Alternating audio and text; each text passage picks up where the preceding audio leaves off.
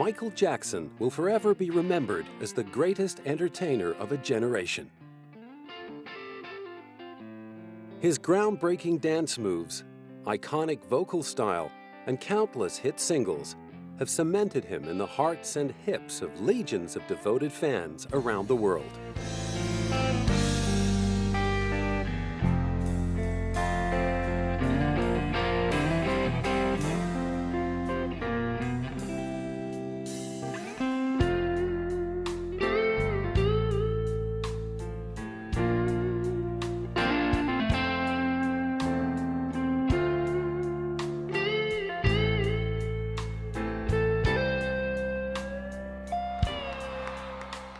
At 6:30 p.m. on Thursday, June 25, 2009, those fans who had been overjoyed at the announcement of a comeback tour were left devastated.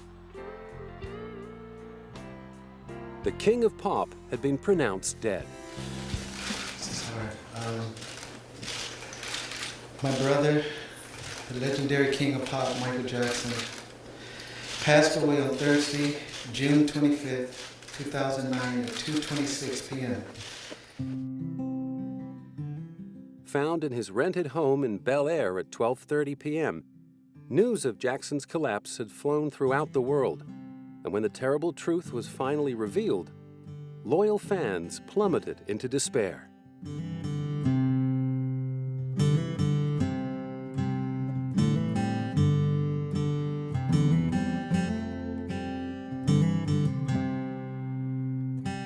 With candle-lit vigils across the globe, they demonstrated their devotion in a touching salute to their hero.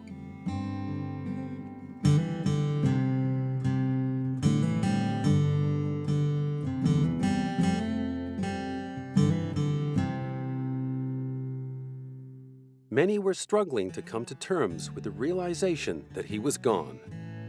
My reaction was shock because he's a very young man, still at 50 years old. And he was a good person. He had his problems, but he was still a good person. It's kind of devastating. He's one of those people that you never would have thought of dying so soon, because we think of all he did for like music and music videos and pop culture. The Jackson estate in Encino, California, became a shrine to Michael, with flowers, balloons, and messages strewn along the walls and outside the gates, as fans gathered to pay their last respects.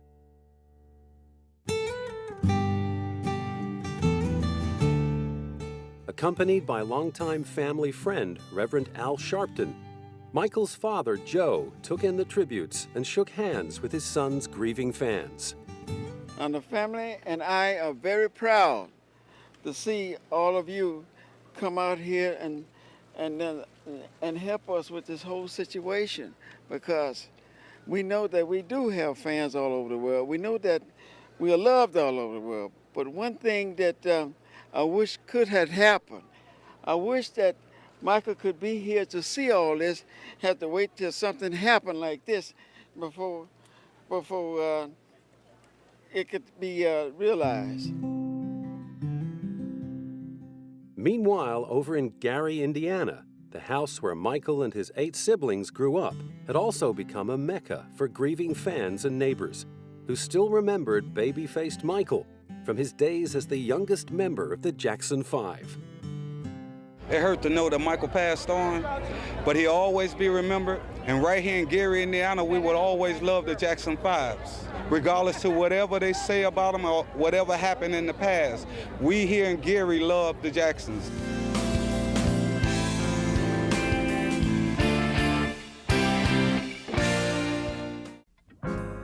"25 miles southeast of downtown Chicago, the city of Gary was founded in 1906 by the United States Steel Corporation.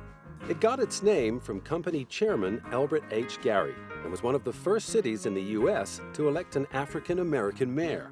It was here that former boxer Joseph Walter Jackson settled with his new wife Catherine in 1949. While Catherine got straight down to the business of raising children, Joe took a full-time job as a crane operator at the steel mill to support their growing family, although clearly his passion lay in another direction. In the mid-1950s, he embarked on a musical career, playing guitar in a band called the Falcons with his brother Luther.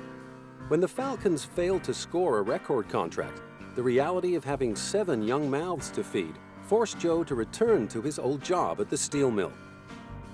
But before long, he'd begun pouring his creative aspirations into a family singing act made up of his 3 eldest sons.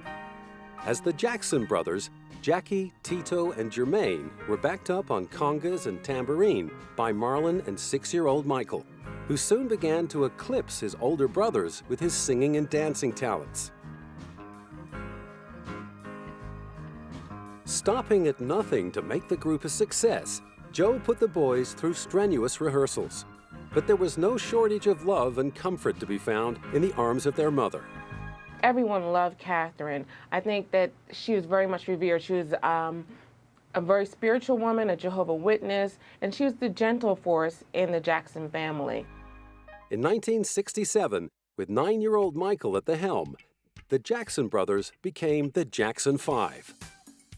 After winning a talent show at a local high school, performing soul and R&B hits, Joe got busy booking his young prodigies into black clubs and venues around Gary and Chicago on the Chitlin circuit. All the while, little Michael continued honing his singing and dancing skills, learning from watching the likes of James Brown, Marvin Gaye, and Etta James.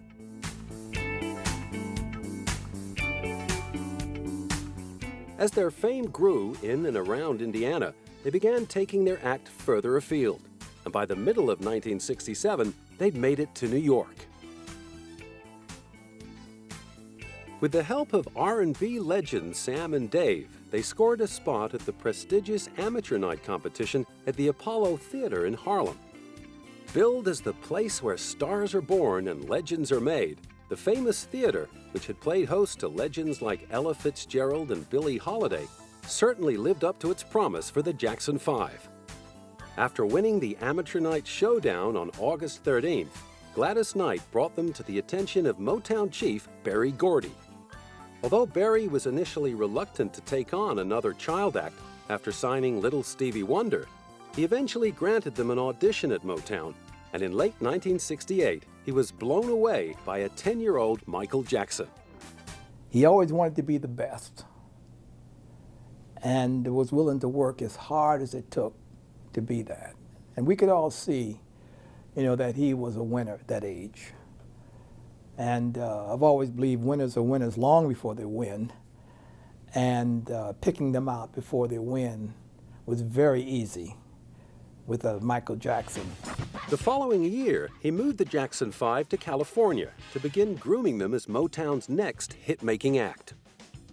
In a later interview, he described the group as the last big stars to come rolling off my assembly line. While the older brothers stayed with Berry, Marlon and Michael moved in with Motown queen Diana Ross. The move was all part of a cunning marketing plan to attach Motown's newest act to one of its biggest stars. The press kit later claimed that Diana had personally discovered the group and introduced them to Motown. The next step was to buy the group out of their contract with the Steeltown label, which had released 3 Jackson 5 singles the previous year. Written by Berry Gordy and the Corporation, the Jackson 5's first single, I Want You Back, hit #1 in 1970 and made 11-year-old Michael an instant sensation. They followed up with 3 more consecutive Billboard #1s. Within a year, Jackson Mania was sweeping the nation. In 1971, Motown decided to capitalize on the surging popularity of their youngest star by launching a spin-off solo career for Michael. As well as landing a top 5 hit with the single Got to Be There, he also sang the title track to the movie Ben. Taken from his second solo album of the same name, it was to be the first #1 single of his solo career. They're back there doing it together, and he just sort of grew up under the Motown banner. And while most people think that he had no fun in his childhood, he did a lot that brought joy to him. But with Michael and the rest of the Jackson 5 maturing musically as well as physically, They felt stifled and blamed their declining success on Motown's refusal to grant them creative control. In 1975, they made the move to CBS. After another 3 years of touring and recording with the Jacksons, Michael was ready for his next big adventure when he got the call from his former landlady and ex-Motown stablemate, Diana Ross. Diana had been cast as Dorothy in the big screen version of the Broadway musical The Wiz. Directed by Sidney Lumet and set in New York City, it was to be an all-black reworking of the 1939 adaptation of Frank Baum's Wizard of Oz. Signing on to play the brainless Scarecrow, it gave Michael a chance to flex his acting muscles. It also introduced him to arranger, composer, and producer extraordinaire Quincy Jones. Quincy had been so impressed with Michael's dedication to nailing the graceful moves of the Scarecrow in The Wiz that when he got the call to co-produce the young singer's next album, he jumped at the chance.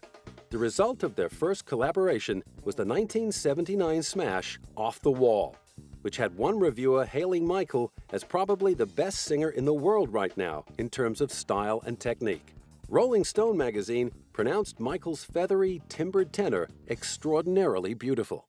Michael wrote 3 songs on the album, including the #1 single, Don't Stop Till You Get Enough.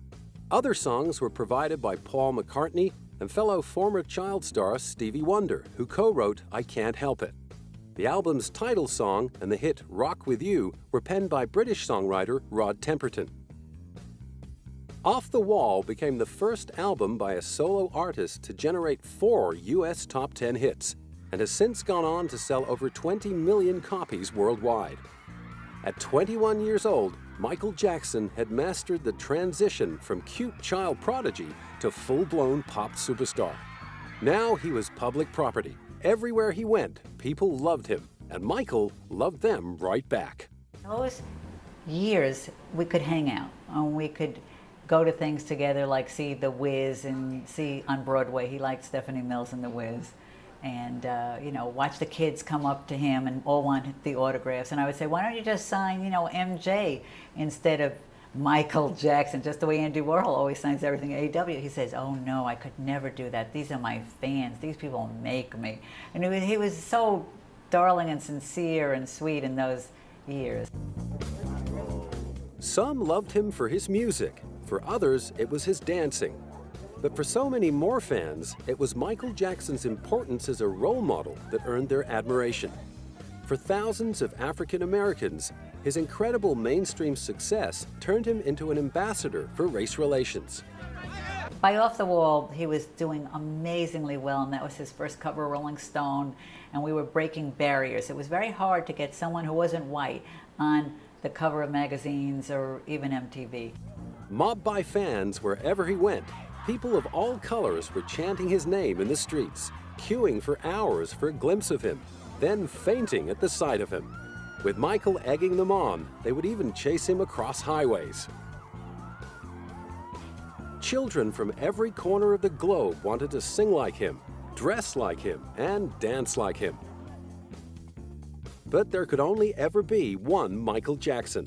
And in 1982, he was on the verge of boldly going where no other entertainer had ever gone before. First up, he was asked to contribute a theme song to Steven Spielberg's blockbuster children's fantasy, E.T. Michael duly came up with Someone in the Dark. Although it didn't end up in the movie, the song appeared on the storybook for the film, which won a Grammy Award for Best Album for Children. Whatever had come before in Michael's illustrious career would be remembered as merely a warm-up act to the release of his next project.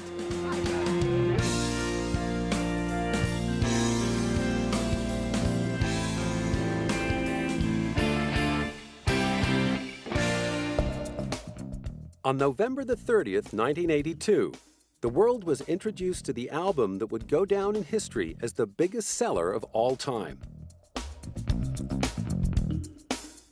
Thriller, his second collaboration with Quincy Jones, was the result of Michael's determination to create the perfect record. Locked away in Westlake Studios in LA with a production budget of $750,000, they emerged with an album that would spend 37 weeks at the top of Billboard charts. and would spawn an unprecedented 7 top 10 singles. I remember not getting my platinum album for singing on PYT, singing the backgrounds on that. Yeah, it was great. What I really remember, though, from Thriller was being in Mike's car and him playing me the entire album. Whenever he would finish a project, he'd share it with me because we were like this growing up. And I remember loving each and every song. I was just, 16, something like that. But the jewel in the Thriller crown was the 14-minute video to the album's title track. Inspired by B-grade zombie movies and directed by horror supremo John Landis, the short film featured barrier-breaking special effects and debuted the formation dancing that was to become just one of Michael's signatures. With the album selling in excess of 1 million copies a month, Michael was hailed as the savior of the flagging music industry, as well as a champion for racial equality. Music channel MTV, notorious for its neglect of African-American musicians, was forced to play the Thriller video clip twice an hour to cope with viewer demand. Then there were the awards. As well as an incredible 7 Grammys, Michael took out a total of 8 American Music Awards, the Special Award of Merit, and 3 MTV Music Awards. I saw him for many years. I saw the off-the-wall success and the Thriller success, the super success. Before that, we had other going places. We had other records and parties at Studio 54. But with Thriller, every barrier was broken. Stadiums all over the world were sold out. It became the biggest record of all time. According to journalist and biographer J. Randy Taraborelli, Thriller stopped selling like a leisure album and began selling like a household staple. It also spawned a bonanza in merchandising sales. Alongside Michael Jackson dolls, T-shirts, and other memorabilia, there were millions to be made from sales of the making of Michael Jackson's Thriller documentary. The so-called one-man rescue team for the music business even had future President George Bush eating out of his gloved hand. It was fantastic. The 80s were fantastic. It's probably as good as our record business will ever be. I mean, on that basis. Number one, for many reasons, because of vinyl. People would wear vinyl out there to go buy 2 and 3 copies. I was lucky. I had the 2 best engineers on the planet. Phil Ramone and Bruce Swedien, and they had minors in music. They were both musical and technical sonic minds. And to this day, every city I go to in the world, Shanghai, Shenzhen, wherever, Rio, Cairo, at that magic hour, I hear those records. Don't Stop Till You Get Enough from 30 years ago, and it blows my mind. It really does. But it's all the songs and Michael's talent and the production and everything else, but sonically, it's hard to beat. Without doubt, Thriller owed much of its phenomenal success to Michael's dazzling performance in the famous 1983 television special to celebrate the 25th anniversary of Motown. Ironically, however, it almost didn't happen. We were doing the TV show, and the word came back that Michael couldn't do it because he was doing too much television. And I called Michael up and I said, Michael, I know you and you know me, and you know this television show is not a television show. This is Motown 25. And he said, I'll be there. And he came there, and then he did the moonwalk. In the middle of a rendition of Billie Jean, Michael debuted the legendary dance move that was to seal his reputation as the greatest innovator in pop music. The performance, witnessed by 47 million viewers, was declared a career-defining moment by commentators and drew comparisons with appearances by the Beatles and Elvis Presley on The Ed Sullivan Show in the 1960s. Developed by Michael after studying the great master of mime, Marcel Marceau, the moonwalk has since become one of the best-known dance techniques in the world. Right at the very height of his powers, however, Michael was headed for a date with destiny that would have serious physical and psychological repercussions in his life. A year after releasing Thriller, he signed a record-shattering